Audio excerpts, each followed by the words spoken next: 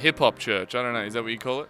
People have called it that in the past. I guess that's probably the easiest way people can understand the church style events that we do with a hip-hop element, but in a roundabout way, no, it's not. But in a roundabout way, yeah. Yeah. I guess it kind of is.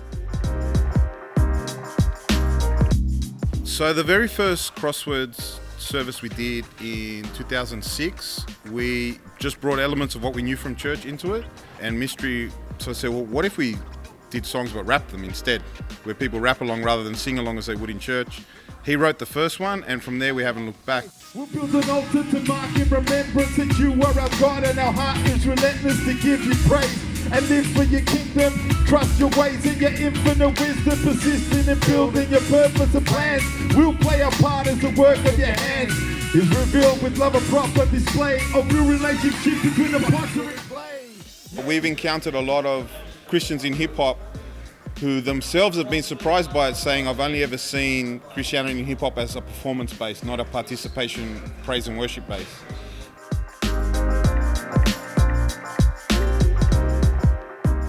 Lyrically, it's about lifting up God's name, about worship and all that.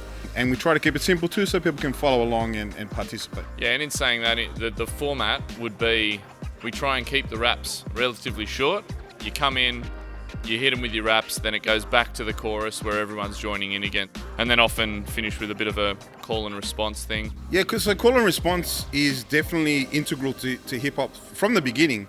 Like before really rapping ever happened, it was a DJ playing at a party and his MC just trying to get that interaction with the crowd. We bring that hip-hop element into the praises. We want to make sure people are participating. It's not a performance.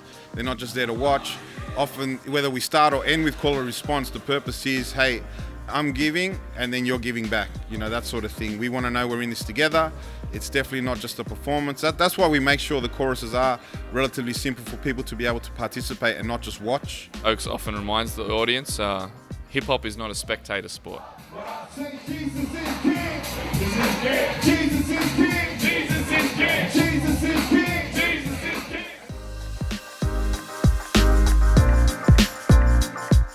I think it's quite a church default to assume it needs to be singing. The Bible talks about declaring God's praise, talks about shouting, which we equate like the rapping as well in that sense. It is more of a proclamation and a shout than a sing, but the heart is the same.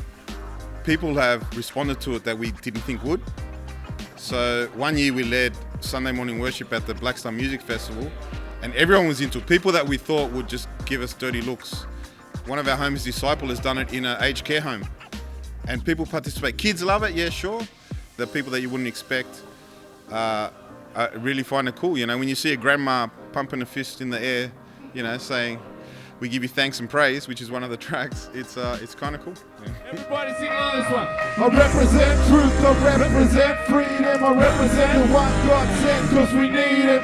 Represent life, love, is the one God sent from above. It's just a different way of approaching God's word that maybe people that have grown up familiar with hip-hop culture and more comfortable with that would find appeal in. Just like, you know, some of these contemporary worship songs may have spun some people out back in the day, you know, when they weren't doing hymns anymore.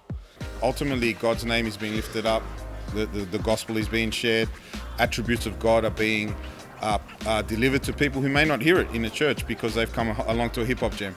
They're hearing about, you know, the character of God, they're hearing about salvation, they're hearing about the gospel, about grace, whatever it might be. So the fruit is also that the message gets out there to some people who might not otherwise hear it.